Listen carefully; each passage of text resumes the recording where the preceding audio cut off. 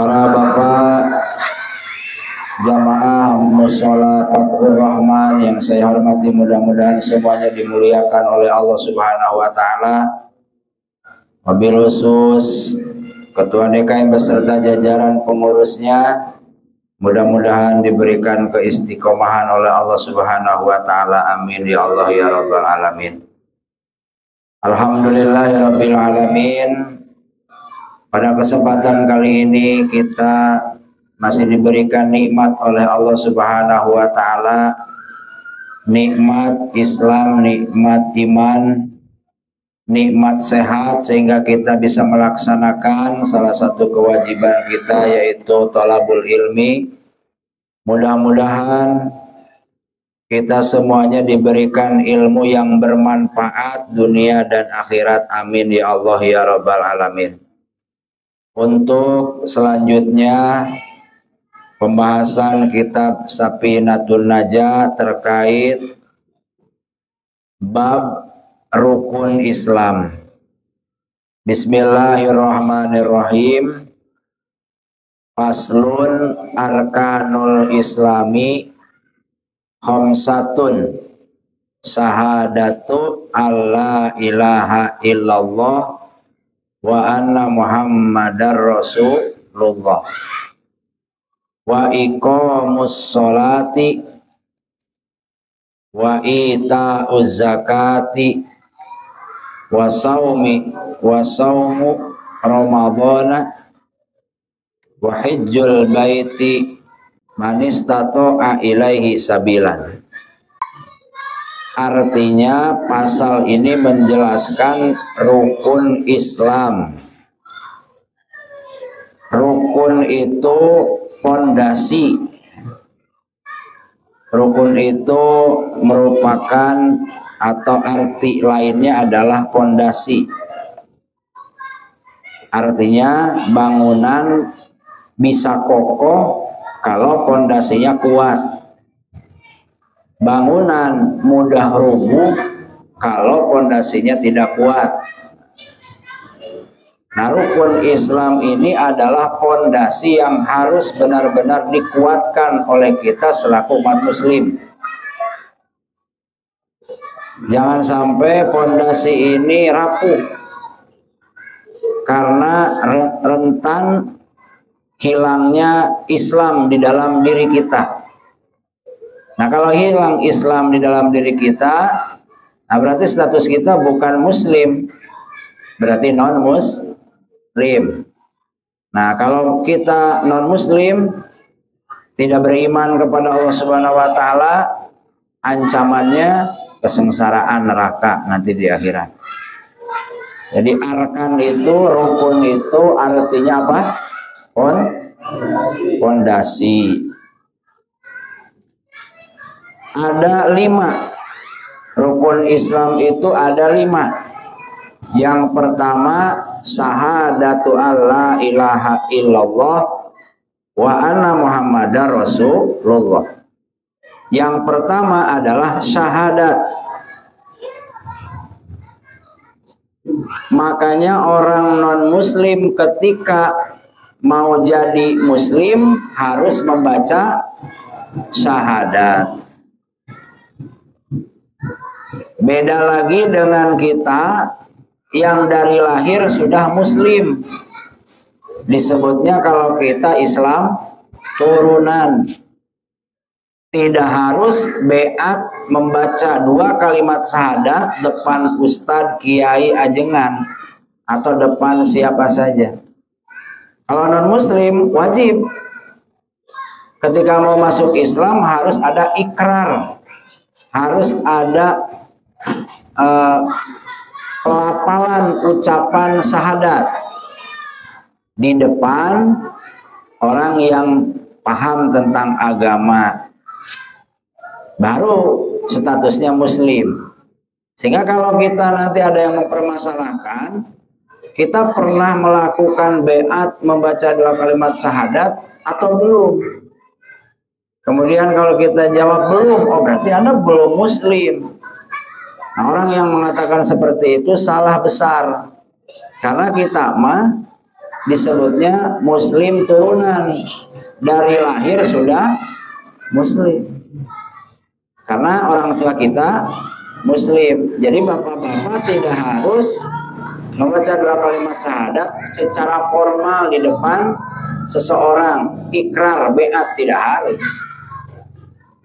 Sudah otomatis ketika lahir kita itu statusnya muslim. Makanya alhamdulillah kita dilahirkan dari orang tua yang muslim. Nikmat yang sangat luar biasa besar. Bayangkan kalau Pak Sulhan dilahirkan dari orang tuanya yang non muslim. Mungkin sekarang sudah amitabha, mungkin sekarang bukan muslim. Kita mah tahu-tahu muslim, tahu-tahu Islam. Ini adalah nikmat yang sangat besar dari Allah Subhanahu wa Ta'ala yang wajib kita syukuri. Terkadang kita merasa orang yang paling kurang dalam nikmat.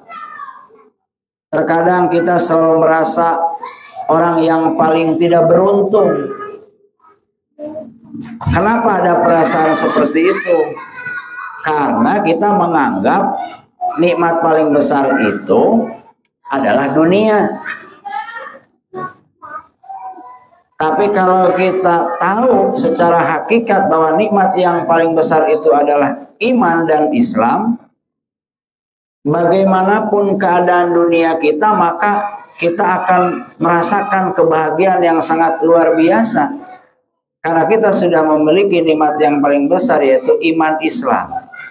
Makanya harus dilatih, sugestikan dalam pikiran kita bahwa nikmat yang paling besar itu Islam, iman. Anggap itu adalah sesuatu yang sangat spesial. Jangan sampai dikalahkan dengan kekayaan. Jangan sampai dikalahkan dengan dunia. Artinya kita lebih senang ketika diberikan dunia yang banyak daripada diberikan iman dan Islam. Latih dari sekarang. Kalau kita mau lihat di dunia ini, rata-rata orang kaya paling banyak dari muslim apa non muslim? Non muslim. Yang punya Toyota siapa punya? Pak Haji apa Singko? Singko. Statusnya non muslim, kayanya luar biasa. Yang punya Lipo Pak Haji atau Singko? Singko kayaknya. Rata-rata yang kaya di dunia ini orang non muslim. Kita yang muslim menengah ke bawah. Seharusnya kita yang kaya. Karena dunia ini dan seisinya diciptakan oleh Allah, diperuntukkan untuk orang-orang yang muslim dan yang mukmin. Terus kenapa kita tidak diberikan dunia yang banyak? Karena Allah sayang. Allah tahu keadaan diri kita. Allah tahu ketika kita diberikan kekayaan yang banyak, bisa jadi lupa sholat, lupa ngaji, lupa sodako, lupa saum di bulan Ramadan, lupa kewajiban-kewajiban yang lainnya. Makanya oleh Allah ditahan dulu. Kapan kekayaan itu akan diberikan kepada kita? Pada saat kita sudah layak untuk mendapatkannya. Kalau tidak di dunia, di akhirat pasti kita akan mendapatkan kekayaan. Mending di sana apa daripada di sini? Atau mending di sana dan di sini ya. Tapi yang paling mending kalau kita tidak diberikan kekayaan di dunia, nanti di akhirat kita minta ke Allah. Kenapa mending di sini? Karena kenapa mending di akhirat? Karena kalau di akhirat selama-lamanya. Kalau di dunia hanya sementara. Di dunia hanya sementara. Kenikmatan dari dunia, kenikmatan dari kekayaan yang kita dapatkan paling lama 60 tahun. Kalau panjang umur ya. Paling lama 60 tahun. Tapi kalau di akhirat abadal abidin. Makanya kita harus mensugestikan ke dalam pikiran kita, hati kita, bahwa nikmat yang paling besar itu apa? Iman Islam. Nah, kita udah kebagian itu, Pak. Maka rawat iman Islam kita. Kalau dikasih bonus oleh Allah dunia kita banyak, alhamdulillah. Tidak dikasih bonus dunia kita banyak, alhamdulillah juga. Karena kita tetap masih mendapatkan nikmat yang paling besar, yaitu iman dan Islam. Nah, saya ulangi, jadi rukun Islam yang pertama itu adalah syahadat. Apa artinya syahadat? Apa artinya syahadat? Ada nggak di buku itu? Apa artinya? Ada. Aku bersaksi bahwa tidak ada Tuhan selain Allah, ya. Sesungguhnya Nabi Muhammad adalah utusan Allah. Secara umum arti syahadat itu seperti itu. Secara khusus, secara lafzi, syahadat artinya adalah bersaksi atau menyaksikan. Makanya ada istilah musyahadah, ya, atau syahid. Nah, apa artinya bersaksi? Jadi syahadat itu secara lafzi artinya bersaksi. Di dalam kitab Sapinah ini, di tengahnya dijelaskan syahadat itu tayak kunun, yakin. Nah, yakin itu adalah percaya dibuktikan dengan kenyataan. Yakin itu adalah percaya dibuktikan dengan kenyataan. Itu yakin namanya. Misalnya begini, kata Pak Ujang ke Pak Indra, Pak Indra, di pasar Serang ada presiden. Presiden siapa? Jokowi lah, ya. Karena Prabowo belum dilantik. Ada Presiden Jokowi misalnya. Pak Ujang ngasih informasi ke Pak Indra. Karena Pak Ujang terkenal orang jujur, Pak Indra percaya. Dapat kabar dari siapa? Pak Ujang. Kepercayaannya Pak Indra itu belum jadi keyakinan kalau belum melihat secara langsung. Pada saat Pak Indra ke pasar Serang dan ternyata benar ada Pak Jokowi, itulah yang disebut dengan keyakinan. Itulah yang disebut dengan syahadat. Paham, Pak? Ini sedikit-sedikit nih. Soalnya ini berhubungan dengan tauhid. Bapak percaya adanya Allah? Percaya. Percaya adanya azab kubur dan nikmat kubur? Percaya adanya hari kiamat? Percaya adanya surga dan neraka? Percaya. Tapi semua itu kan belum kita lihat, belum kita saksikan. Betul. Berarti hari ini iman kita, Islam kita baru nyampe ke taraf percaya. Belum nyampe ke taraf yakin.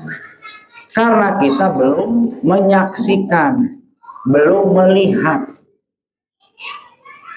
Hakikatnya kalau kita mau benar-benar menjadi orang muslim yang sejati, mukmin yang sejati, rukun yang pertama itu harus benar-benar kita dapatkan, yaitu syahadat.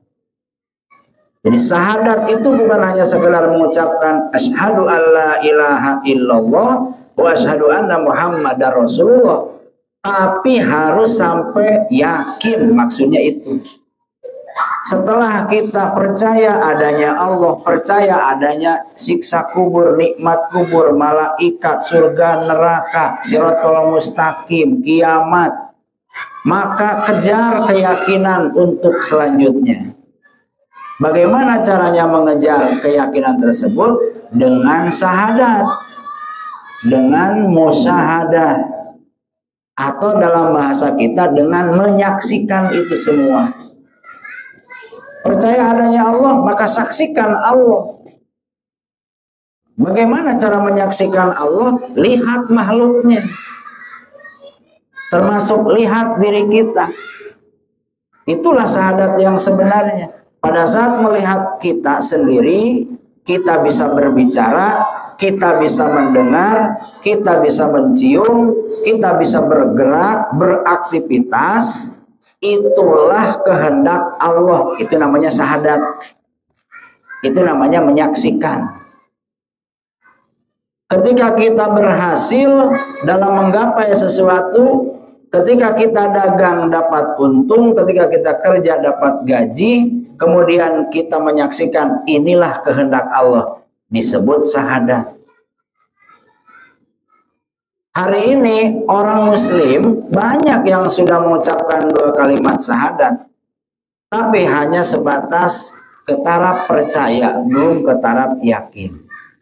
Maka kita tingkatkan, karena kita sudah muslim dari lahir, kita tingkatkan keimanan kita ini menjadi musyahadah, menyaksikan apa yang kita percayai, menyaksikan Allah. Caranya tadi, melihat segala sesuatu yang terjadi di dunia ini, baik ataupun buruk, nikmat ataupun nikmat, itu merupakan kehendak Allah. Itulah yang disebut syahadat.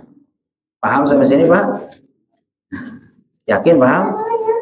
Nggak perlu diulang? Nah, jadi belajar dari sekarang. Bapak sholat, ketika sholat, bagaimana menyaksikan Allah? Lihat diri kita.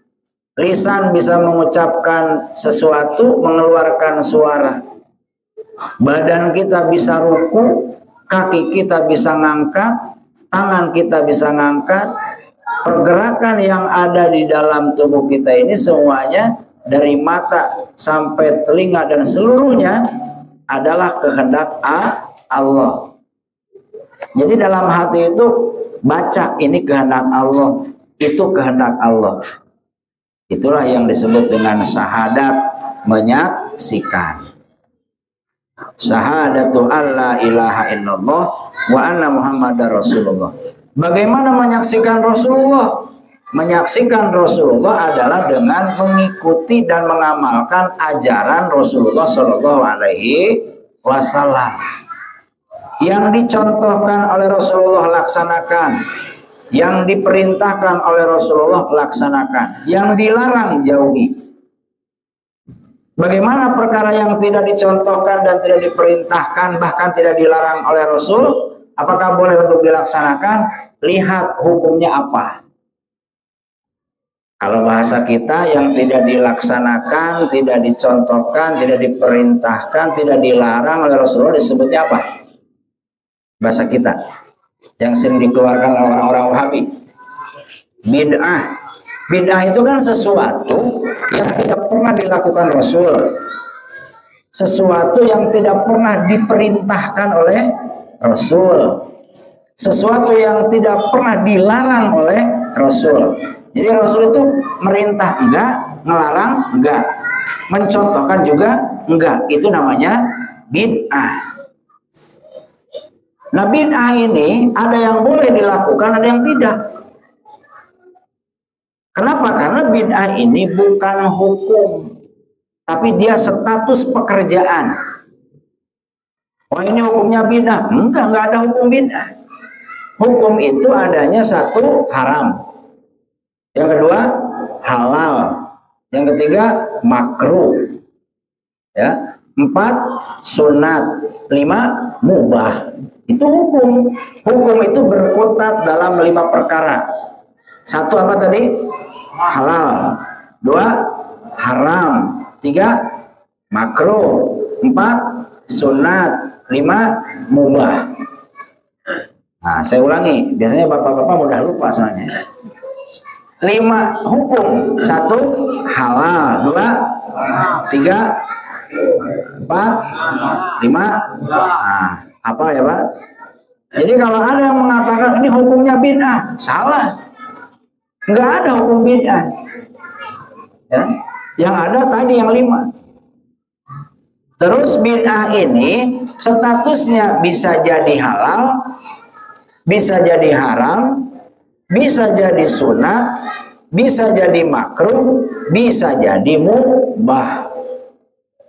Mana contohnya? Contoh, punya HP, mainin HP, itu bid'ah. Karena Rasul tidak pernah mengerjakan. Zaman dulu Rasul nggak pernah main HP. Zaman dulu Rasul tidak melarang main HP karena belum ada HP. Ya. Tapi ketika ditinjau dengan hukum yang 5, main HP itu yang mubah. Selama digunakan untuk aktivitas yang halal, yang bermanfaat. Yang kedua contohnya, yang tidak dicontohkan Rasul, Maulid Nabi, peringatan Maulid Nabi. Peringatan Maulid Nabi ini bid'ah. Karena di zaman Rasul tidak pernah dilakukan. Bid'ahnya hukumnya apa? Bisa jadi halal, bisa jadi haram. Lihat saja seperti apa bentuknya. Maulid Nabi di kita itu, peringatan Maulid Nabi di kita itu bentuknya adanya pengajian, adanya dzikir bersama, adanya sodako. Nah tinggal ditinjau pengajian hukumnya apa? Kan wajib. Ya, wiridan bersama atau doa bersama, zikir bersama, hukumnya bagus, sunnah. Sodako hukumnya sunnah. Nah berarti Maulid Nabi itu hukumnya antara wajib sunnah, antara wajib dan sunnah, bukan haram. Kecuali kalau peringatan Maulid Nabi isinya adalah konser dangdut, joget bersama, artisnya seksi, yang jogetnya sambil mabuk. Nah itu baru bid'ah yang haram. Paham sampai sini Pak? Ada juga bid'ah yang sunnah, ada. Contoh di zaman Nabi, Bilal, Sayyidina Bilal selesai wudhu langsung sholat sunat 2 rakaat. Rasul belum pernah mencontohkan, kata Rasul, sholat apa yang engkau lakukan ya Bilal? Kata Bilal, sholat yang aku lakukan adalah sholat sunat syukril wudhu, syukur wudhu. Bagaimana tanggapan Rasul? Lanjutkan. Akhirnya dilanjutkan oleh Sayyidina Bilal. Itu namanya bid'ah yang hukumnya sunnah. Banyak bid'ah-bid'ah yang dilakukan oleh para sahabat. Di antaranya yang paling populer, memashabkan Al-Quran. Yang tadinya Al-Quran itu berserakan, ada di kulit, ada di tulang, ada di kepala orang, artinya dihafalkan. Kemudian zaman Sayyidina Utsman direncanakan, zaman Sayyidina Umar direncanakan untuk dimashabkan. Zaman Sayyidina Utsman kemudian dimashabkan. Memashabkan Al-Quran itu bid'ah karena tidak diperintah, tidak dicontohkan oleh Rasul. Tetapi kalau ditinjau dengan hukum yang 5, itu merupakan kemaslahatan yang luar biasa. Maka bisa ditinjau dengan hukum yang 5, katakan memashabkan Al-Quran itu hukumnya wajib.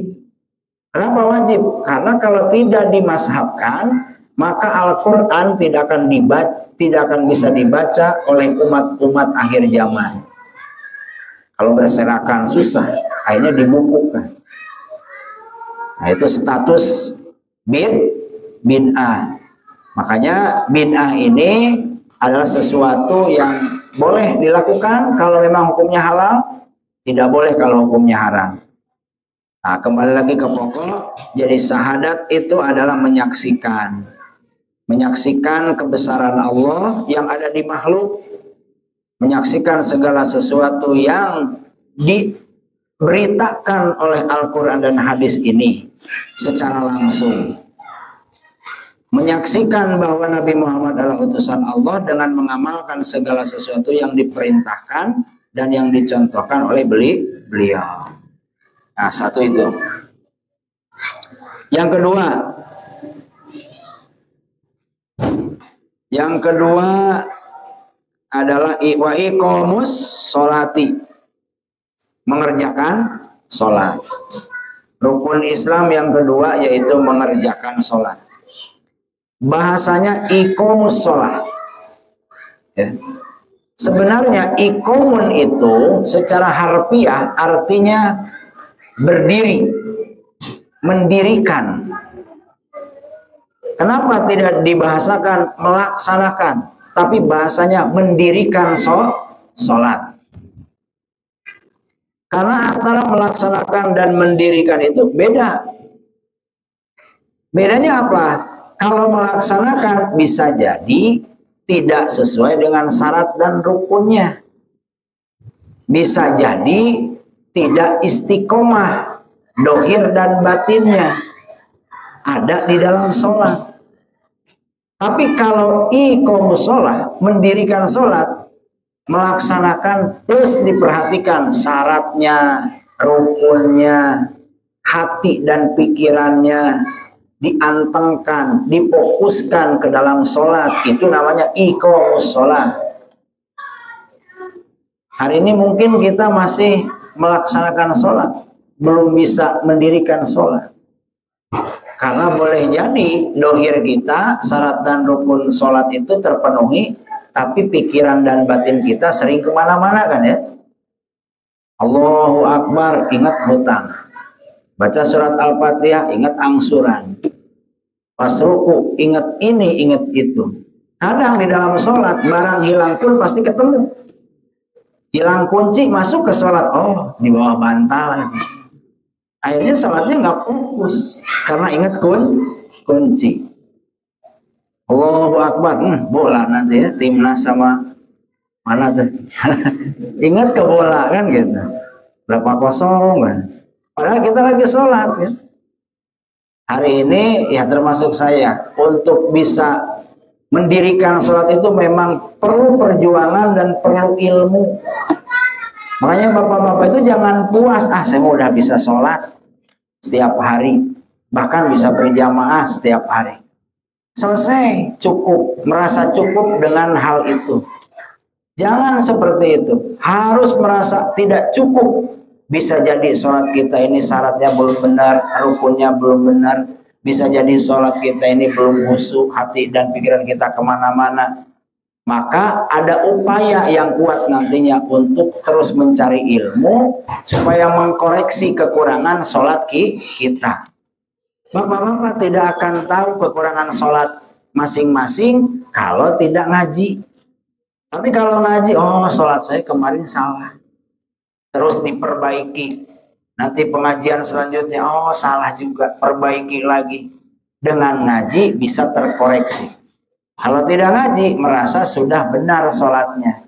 Padahal ketika nanti di akhirat ternyata sholatnya itu tidak ada nilainya. Kan sayang. Mending terkoreksi di dunia daripada terkoreksi di akhirat. Karena di akhirat setelah dikoreksi ternyata banyak yang salah, kosong nilainya, tidak ada pahalanya. Nggak bisa balik lagi ke dunia. Kalau terkoreksi di sini, masih bisa diperbaiki. Makanya beruntung kalau kita ditakdir Allah masih mau ngaji. Alhamdulillah, nikmat yang sangat luar biasa. Minta ke Allah supaya diistiqomahkan, Pak. Karena ngaji itu memang susahnya istiqomah, berat nggak Pak? Berat, banyak godaannya. Yang namanya ibadah itu pasti banyak godaannya. Ketika godaannya besar, kemudian kita bisa mengalahkan hawa nafsu, maka pahalanya di sana sangat besar. Kalau kita melaksanakan ibadah yang tantangannya, godaannya kurang besar, pahalanya kecil. Makanya bapak-bapak kan masih muda nih. Kalau rajin ibadah, rajin ngaji, pahalanya gede. Karena bapak-bapak itu tenaganya masih kuat, pandangan masih bagus, pendengaran masih bagus, potensi untuk meninggalkan ibadah, potensi untuk melaksanakan maksiat itu masih banyak, masih besar. Ketika bisa melaksanakan taat menjauhan maksiat, maka pahalanya besar. Karena tantangannya juga besar. Aki-aki, kakek-kakek, rajin ibadah, jauh dari maksiat, pahalanya kecil. Karena apa? Tantangannya kecil. Banyak orang yang ingin maksiat, tapi tenaga sudah tidak ada. Akhirnya nggak jadi, kan? Banyak orang yang ingin maksiat, pandangannya sudah tidak jelas, pendengarannya sudah tidak jelas. tidak didukung dengan kondisi badan lah. Sehingga jauh dari maksiat itu pahalanya kecil. Kalau kita besar, karena kita masih sehat, masih muda, kemudian berani meninggalkan maksiat, berani untuk melakukan taat, besar. Nah, hadirin alladzina rahimakumullah. Jadi yang kedua balik lagi, wa iqamus shalah, mendirikan salat. Nanti ada di depan pembahasan tentang syarat sah salat, rukun salat. Jadi kita terkoreksi nanti lebih tahu, lebih dalam lah pembahasan tentang sholat. Pada saat itu sudah kita pahami, kuasai, insya Allah sholat kita akan sesuai dengan contoh dari Rasulullah SAW. Sholat ini merupakan ibadah badaniyah dohir, ibadah yang paling utama. Kalau ibadah yang lainnya benar tapi sholatnya tidak benar, maka ibadah yang lain ini tidak ada nilainya. Sholat ini ibarat angka 1 dalam nilai 1000. 1000 angka satunya 1, nolnya 3. Nah, sholat ini satunya, angka satunya. Zakat, puasa itu nolnya. Sedekah itu nolnya. Ibadah haji itu nolnya. Bayangkan, kalau nolnya 3 tapi tidak ada angka satunya, ada nilainya enggak? Enggak, itu 03 saja. Tapi kalau ada 1 tanpa 0 sudah ada nilai. Ada 1 ditambah 01, 10. Ada angka 1, nolnya 2, 100.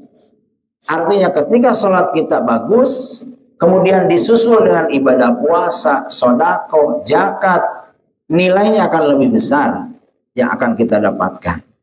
Disebutnya afdhalul ibadah, paling utama dari setiap amalan ibadah.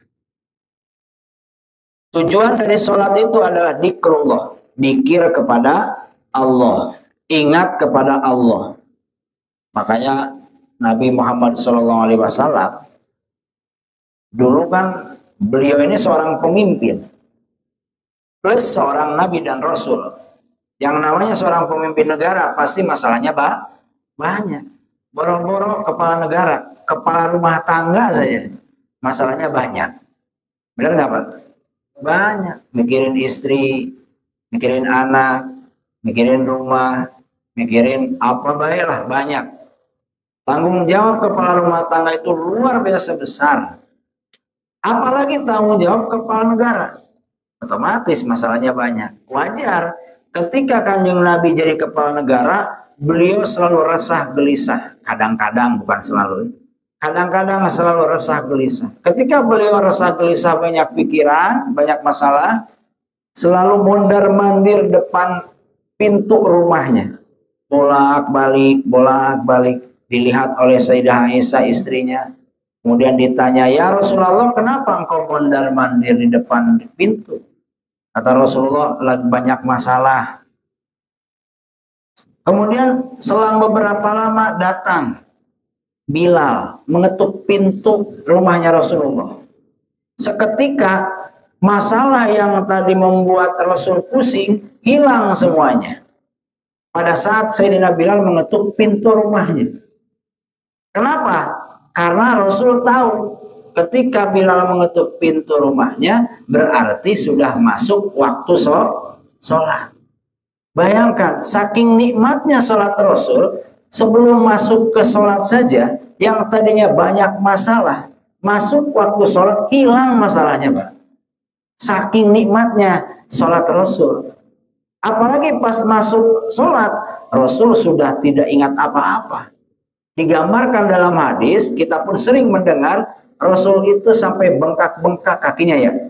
Saking banyaknya sholat. Kenapa bisa banyak sholat yang dilakukan oleh Rasulullah sampai bengkak? Karena nikmat. Kaki sakit tidak terasa, saking nikmatnya. Beda dengan kita. Kalau kita datang waktu sholat adzan, Allahu Akbar, Allahu Akbar, ngeganggu katanya. Lagi ngopi, lagi ngerokok, udah adzan. Kita selalu merasa berat ketika masuk waktu sholat, betul nggak Pak? Nah, jangan malu-malu, betul nggak? Kadang lagi dagang, waktu sholat datang, lagi laku-lakunya coba. Satu sisi lagi laku, satu sisi pengen sholat. Terasa berat. Kadang sholat ini jadi gangguan buat aktivitas kita. Makanya kita selalu berat untuk melaksanakan ibadah sholat di awal waktu. Kenapa bisa demikian? Karena kita belum merasakan nikmatnya sholat. Beda dengan Rasul, sudah merasakan nikmatnya sholat. Kalau sudah bisa merasakan, maka yang lain akan kalah. Boro-boro masuk ke sholatnya, masuk waktu sholat saja sudah bisa merasakan nikmatnya. Nah makanya kita kejar kenikmatan sholat dengan ilmu. Kalau kita istiqomah, insya Allah Allah akan membantu untuk menganugerahkan rasa nikmatnya sholat dalam pikiran dan hati kita. Yang penting istiqomah. Yang ketiga, wa ita'uz zakat. Mendirikan. Wa ita'uz zakat. Membayar, menunaikan zakat. Nanti pembahasan zakat di depan banyak, lengkap ya. Zakat fitrah, zakat mal, zakat tijaroh, zakat-zakat yang lainnya. Zakat ini fungsinya untuk membersihkan harta kita. Kalau zakat fitrah khusus untuk membersihkan diri kita. Zakat ini perlu ilmu, Pak. Jangan sampai kita mengeluarkan zakat niatnya, tapi jadinya sodako. Karena salah dalam pelaksanaan. Jangan sampai ketika kita zakat, kemudian dititipkan kepada amil atau baznas atau las. Si baznas dan las ini, amil ini tidak sesuai dengan aturan agama ketika menyalurkan zakat kita, maka statusnya jadi sodako. Zakat kita itu statusnya jadi sodako. Apa bahayanya pada saat zakat berubah status jadi sodako? Zakat itu wajib, sodako itu sunnah. Kalau zakat kita berubah statusnya jadi sodako, berarti kita belum zakat. Kalau belum zakat, dosa, karena itu hukumnya wajib. Ini makanya penting, bab zakat itu jangan sembarangan, perlu ilmu. Wa ita'uz zakat, mengeluarkan zakat atau membayar zakat. Wasaumu Ramadan, puasa di bulan Ramadan nomor keempat. Kemudian wahijjul baiti man istata'a ilahi sabilan. Pergi haji bagi orang yang mampu melaksanakannya. Yang punya ongkos berangkat, punya ongkos balik, punya uang untuk bekal, baik bekal kita di Mekah maupun bekal untuk orang-orang yang kita tinggalkan di rumah. Ibadah haji, umroh, ini jangan ngikuti tren ya. Karena banyak yang umroh, banyak yang haji, pengen umroh sama haji. Sekarang dipermudah. Yang mau umroh silahkan. Berangkat dulu, pulang, bayar katanya begitu. Sekarang udah kayak mobil bocah. Ngambil dulu, kemudian dicicil. Kalau menurut saya yang mending jangan maksain lah ya. Pulang dari sana jadi haji kredit kan begitu. Ada yang begitu, berangkat dulu, pulangnya nyicil sebulan 1 juta. Tenornya 5 tahun. Haji apa itu? Haji kredit. Banyak ada yang itu, ada kan? Ada sekarang bank sekarang kan, Bank Panin, Bank Mandiri menyediakan program-program seperti itu. Berarti kalau kita belum mampu, belum wajib, jangan maksain lah gitu. Umroh juga ada, berangkat dulu, bayar belakangan. Mending jangan maksain. Tapi kita harus mementingkan. Artinya harus ada niatan pengen umroh, pengen haji dengan cara mengumpulkan uang. Bukan ngutang, ngumpulin uang. Nanti kalau udah cukup untuk berangkat, silahkan berangkat. Kalau nggak cukup, berarti nggak ada bagian untuk naik haji. Kalau naik haji itu panggilan. Kadang ada orang yang nggak punya uang tapi bisa berangkat haji. Kalau diongkosin sama orang, diumrohin. Makanya haji itu banyak kan. Ada Haji Mansur berarti kan. Itu haji yang tanahnya digusur gitu. Haji Mansur itu. Ada haji apa lagi banyak singkatannya. Ada haji yang gratisan ada. Umroh gratisan ada. Tinggal nunggu bagian ada apa enggak. Ini jaga yang 5 ini Pak. Benar-benar harus dijaga supaya Islam kita melekat sampai kita meninggal dunia. Kalau kita meninggal dunia membawa iman Islam, itulah nikmat yang paling besar. Walaupun kita banyak dosa, ada kesempatan masuk surga kalau iman Islam kita terbawa mati. Sebanyak apapun dosa, ada kesempatan masuk surga. Yakin. Makanya modalnya itu, iman Islam kebawa mati udah. Yang disebut dengan husnul khatimah. Tapi kalau iman Islam kita copot, nggak kebawa mati, dosa sebanyak apapun, dosa sekecil apapun tidak akan bisa ada kesempatan untuk masuk surga. Abadal abidin di neraka.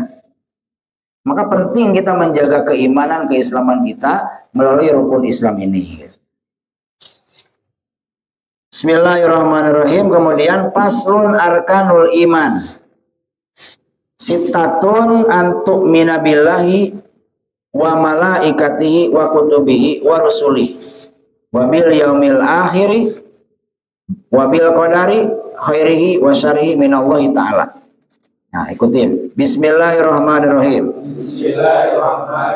Paslun arkanul imani sittatun antuk mina billahi wa malaikatihi wa kutubihi wa rusulihi wa bil yaumil akhiri wa bil qadari khairihi wa syarrihi minallahi ta'ala. Rukun iman ada 6. Nah, untuk menjaga iman yang 6 ini harus dijaga. Pertama, antumina billah.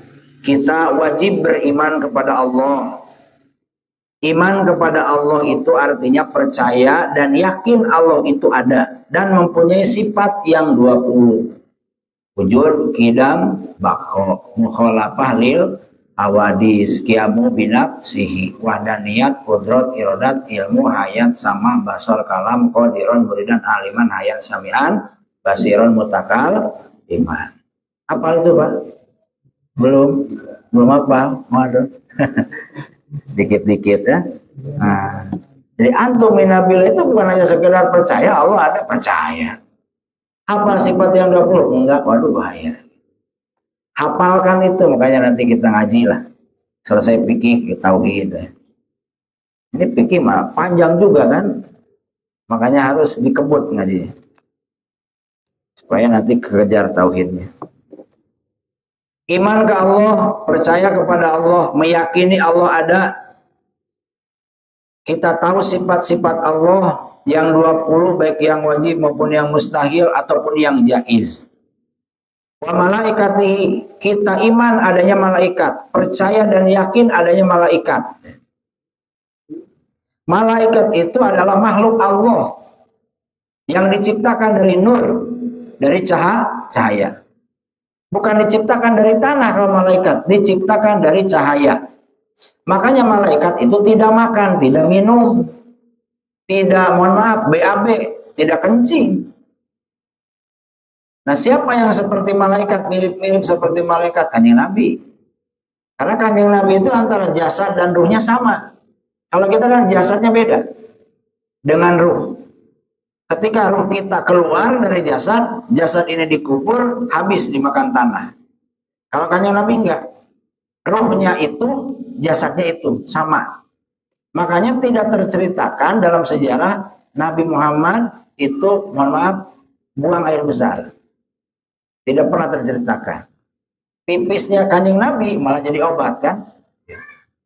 Keringatnya Nabi jadi obat juga. Kadang Nabi kuat tidak makan karena beliau makannya seperti malaikat. Secara hakikat yaitu cahaya. Makanya Nabi kuat kalau nggak puasa. Karena Nabi itu ruh dan jasadnya sama. Kalau kita nggak makan, lemas. Kebanyakan makan, lemas juga, ngantuk ya. Apalagi habis makan di bawah ngaji udah begini. Nah, khusyuk ngajinya tuh. Habis makan kan naik ke mata. Apalagi di bawah ngaji. Di bawah ngaji itu makan gak makan tetap ngantuk ya. Bawaannya. Karena ngaji itu godaannya banyak. Setannya kan ada 3. Setan yang ada di, mohon maaf, di pantat gitu kan. Setan yang ada di mata, setan yang ada di pikiran. Makanya yang ngaji itu kalau udah begini ngaji, udah begini, udah robah-robah, udah begini, udah ke belakang, ke depan, itu lagi digoda sama setan yang ada di pantat itu dicolok-colok gitu. Kakinya udah ke depan, wajar ya. Kalau yang agak merem, kadang merem, gitu. Kadang kepalanya ke bawah gitu kan, itu lagi digoda setan yang ada di mata. Matanya melek, duduknya tegap, tapi pikirannya kemana-mana, hatinya kemana-mana, digoda sama setan yang ada di pikiran. Makanya itu harus sinkron ya. Minta ke Allah kalau sebelum ngaji kita ta'awud, a'udzubillahi minasyaitonirrajim. Ya Allah, Kau berlindung dari godaan setan yang terkutuk. Karena setan itu takutnya ketika kita berzikir kepada Allah, ingat kepada Allah. Setan itu tidak akan pernah lupa untuk menggoda kita, maka kita jangan pernah lupa untuk ingat ke Allah. Setan tidak bisa kita lihat, tapi Allah bisa melihat setan. Maka ketika kita bergantung kepada Allah, tenang, Allah bisa melihat setan. Setan diberikan izin untuk menggoda kita dari arah depan, belakang, kanan, kiri, bawah kecuali atas. Artinya ketika kita bergantung ke Allah, diibaratkan atas. Ketika kita bergantung kepada Allah, meminta pertolongan kepada Allah, maka dijaga oleh Allah. Setan tidak akan pernah lupa untuk menyesatkan kita, tapi Allah tidak akan pernah berhenti memberikan ampunan kepada kita. Maka orang-orang yang sering bergantung kepada Allah, sebanyak apapun dosanya akan kembali ke Allah lewat taubat. Allah akan memberikan ampunan. Nah, itu kunci kalau kita ingin dijauhi oleh setan. Bergantunglah kepada Allah. Nah, malaikat, balik lagi, iman kepada malaikat. Malaikat itu makhluk Allah yang diciptakan dari cahaya. Malaikat itu perempuan apa laki-laki? Nah, malaikat itu bukan perempuan, bukan laki-laki. Oh, bencong dong, bukan juga ya. Tidak punya status pokoknya ya. Pikiran kita jangan kemana-mana. Bukan perempuan, laki-laki, banci dong gitu kan. Enggak juga. Tidak punya status. Malaikat itu tidak menikah, tidak makan, tidak minum, tidak tidur. Itu malaikat. Di mana malaikat adanya? Di alam malakut. Kita bisa nggak ke alam malaikat? Bisa. Nah, kalau kita ini di mana ini? Alam mulki, dunia. Setingkat dari mulki, malakut. Nah, tempatnya para malaikat. Tempatnya para ruh. Nah, ruh kita itu baik karena berdampingan dengan malaikat. Malaikat itu ruh lah ya. Kita punya ruh. Nah, makanya kita punya pendamping malaikat. Ketika ruh kita ini benar-benar dididik. Makanya hati-hati kalau kita punya sesuatu, telah dulu nih, pendamping kita ini jin, setan, apa malaikat. Kalau pendamping kita malaikat, syukur, alhamdulillah. Kalau pendamping kita jin, setan, istighfar. Karena mereka ada di alam, masih di alam kita, masih di alam kasar. Malaikat adanya di alam malakut dengan para ruh. Sehingga ruh kita itu soleh.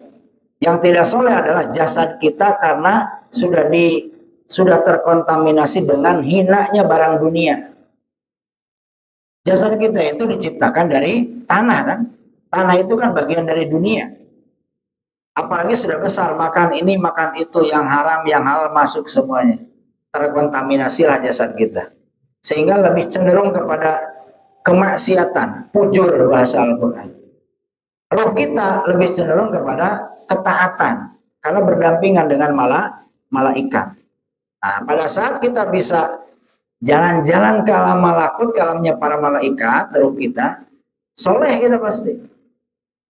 Manusia itu kan kadang soleh, kadang salah. Pada saat kita soleh, roh kita itu sedang ada di alam malakut, bareng-bareng dengan malaikat. Pada saat kita salah, jasad kita sedang mendominasi bareng-bareng dengan setan, kan begitu.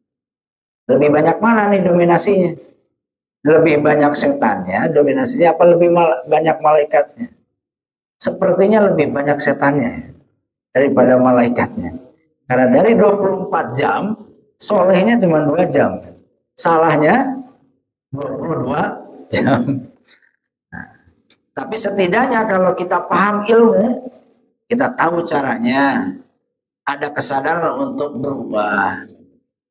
Ketiga, wa kutubihi, iman kepada kitab-kitab Allah. Maksudnya iman kepada kitab-kitab Allah itu atasdik, membenarkan bahwasannya kitab Allah itu baik Al-Quran, Taurat, Injil, Zabur adalah kalamullah, kalamnya Allah yang diturunkan kepada Rasul-Rasulnya Allah. Kitab yang wajib diketahui ada 4. Yang pertama kitab Al-Quran, yang kedua kitab Taurat, yang ketiga kitab Injil, 5 Zabur. Al-Quran, Taurat, Injil, Zabur. Ulangi Pak, 1 Taurat, Al-Quran diturunkan kepada siapa? Nabi Muhammad SAW. Taurat diturunkan kepada siapa? Nabi Musa alaihissalam. Injil diturunkan kepada siapa? Nabi Isa alaihissalam. Zabur Nabi Daud alaihissalam. Ya.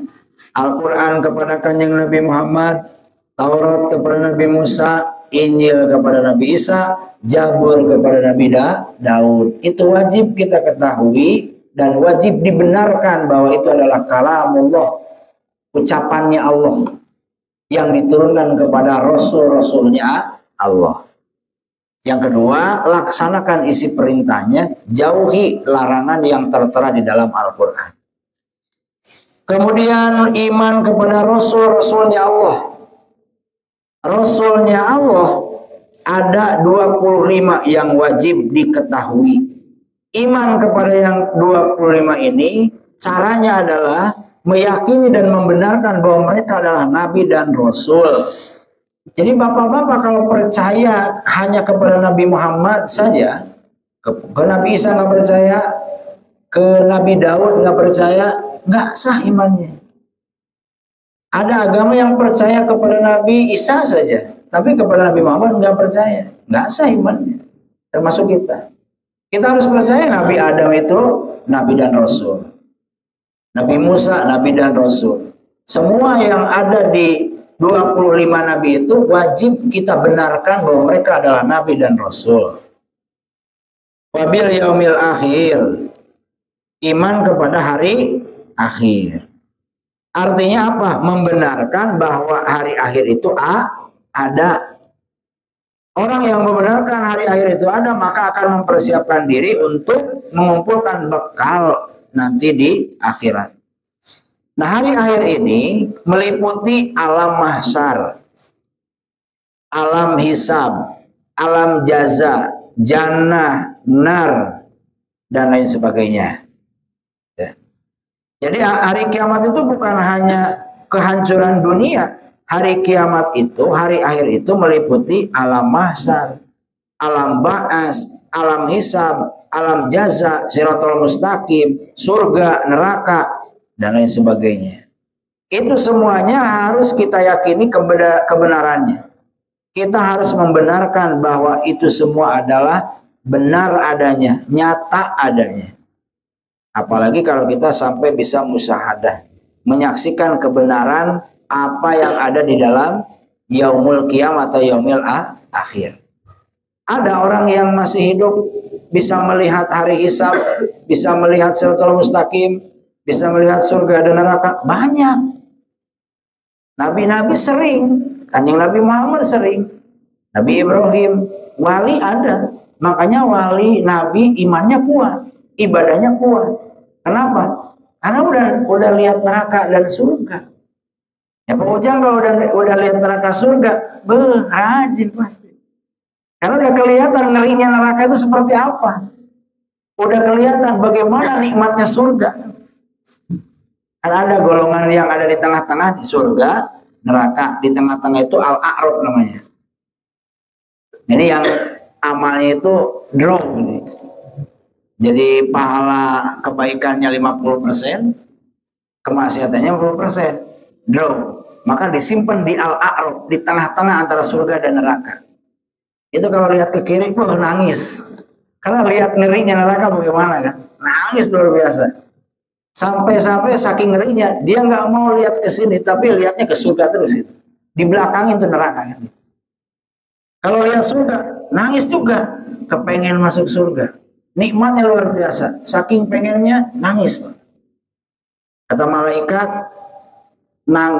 pada saat dia nangis melihat surga, kata malaikat begini, lihat lagi ke belakang biar kamu nggak nangis katanya. Lihat ke belakang neraka, alhamdulillah. Ya udah alhamdulillah, ada di tengah-tengah, nggak masuk neraka, nggak masuk surga. Orang yang sudah bisa melihat surga neraka pasti ibadahnya rajin, pasti imannya kuat, karena sudah musyahadah, sudah menyaksikan secara langsung. Nyata. Kalau kita kan belum. Makanya kadang percaya, kadang enggak. Bukan percaya, kadang enggak. Kadang kita itu takut ke neraka, kadang enggak gitu misalnya. Ya Pak. Kalau lagi diingetin, wah ngeri katanya neraka. Pulang pengajian 2 jam udah lupa kan gitu. Ngopi lagi kan. Diceritain surga bagaimana, wah pengen banyak ibadah, pengen masuk surga. 2 jam habis main bola, nonton bola, hilang lagi kan. Jangan nunggu 2 jam, 10 menit lupa kadang-kadang. Karena belum diperlihatkan. Bisa diperlihatkan oleh Allah, bisa. Tinggal kita mau nyari ilmunya. Kemudian iman kepada qada dan qadar. Qada dan qadar. Apa itu qadar? Ketentuan Allah. Takdir lah. Takdir itu khairi wa syarri. Ada yang baik, ada yang buruk. Yang baik dari Allah, yang buruk dari Allah. Bapak-bapak itu jangan sebelah-sebelah. Takdir yang baik saja yang diimani, yang buruknya tidak mau iman, nggak sah. Mana takdir yang baik? Kaya, baik kan? Takdir yang buruk, miskin. Makanya harus percaya dua-duanya. Kaya dari Allah, miskin dari Allah. Untung dari Allah, rugi dari Allah. Giliran rugi senang alhamdulillah. Giliran laku senang alhamdulillah. Tapi giliran rugi stres. Berarti keimanan kita belum kuat dalam hal qada dan qadar. Sah nggak imannya? Belum. Kalau kita sebelah-sebelah itu belum sah. Percayanya kepada takdir yang baik-baik saja. Takdir yang buruk tidak percaya. Kita belum sah imannya. Latih dari sekarang. Ketika sehat, itu takdir baik. Ketika sakit, itu takdir buruk. Maka kita harus percaya, membenarkan bahwa ini semua dari Allah. Sehingga lahirlah pada saat sehat syukur, pada saat sakit sabar. Jangan terbalik. Pada saat sehat syukur, pada saat sakit putus asa, ya, ngeluh, tidak menerima ketentuan Allah. Untung syukur, rugi ngeluh, tandanya itu belum iman kepada qada dan qadar. Kemudian ada lagi nggak? Nah selesai. Ya, jadi kesimpulannya rukun iman itu ada 6. Satu apa? Iman kepada. Yang kedua iman kepada. Yang ketiga iman. Yang keempat iman. Yang kelima iman. Yang keenam iman qada dan qadar. Itu pelajaran TK ya. Pelajaran TK kalau kita nggak tahu ya kebangetan lah ya. Rukun iman ada 6, rukun Islam ada 5. Yang penting bagi kita bapak-bapak bukan hafalnya sih, tapi pelaksanaannya. Pelaksanaannya harus benar-benar diperhatikan, karena yang kita butuhkan adalah value-nya, nilai dari hafalan yang kita hafal. Kita hafal rukun Islam, tapi maknanya nggak tahu, percuma. Kita hafal rukun iman, tapi maknanya nggak tahu, percuma. Makna yang terkandung dalam rukun iman, rukun Islam tadi sudah dijelaskan. Mudah-mudahan Allah memberikan pemahaman kepada kita, pemahaman yang benar, yang baik dari Allah Subhanahu wa taala. Mudah-mudahan manfaat. Mohon maaf atas segala kekurangan. Allahumma biqil aqwami thoriq. Assalamualaikum warahmatullahi wabarakatuh.